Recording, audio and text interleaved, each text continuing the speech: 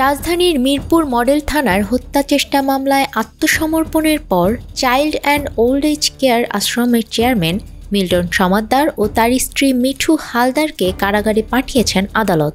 শনিবার ঢাকার metropolitan magistrate Mohammad Minhajur রহমানের আদালত শুনানি শেষে জামিন নামঞ্জুর করে এ আদেশ দেন।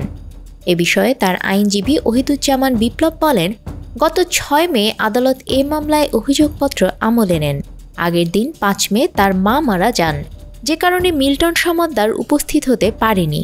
আমরা সময় চেয়ে আবেদন করেছিলাম, কিন্তু আদালত তা নামঞ্জুর করে মিল্টন সমাদ্দার ও তার স্ত্রী মিঠু হালদারের বিরুদ্ধে গ্রেপ্তারি পরোয়ানা জারি করেন।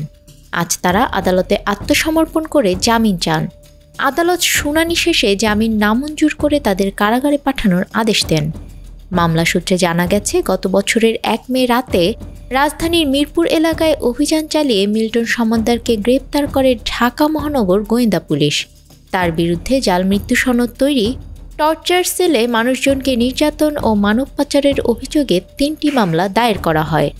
পরদিন ২ মে প্রতারণার আশ্রয় নিয়ে জাল মৃত্যু সনদ তৈরির অভিযোগে মিরপুর মডেল থানার মামলায় মিল্টন সমাদ্দারের ৩ দিনের রিমান্ড মঞ্জুর করেন আদালত। এরপর ৫ মে তাকে মানব পাচার আইনের মামলায় গ্রেপ্তার দেখানো সহ ৭ দিনের রিমান্ড চেয়ে আবেদন করেন ডিবি পুলিশের পরিদর্শক শিকদার মাইতুল আলম।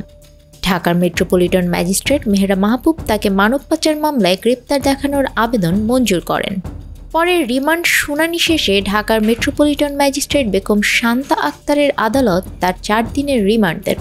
রিমান্ড শেষে ৯ মে তাকে কারাগারে পাঠানো হয়।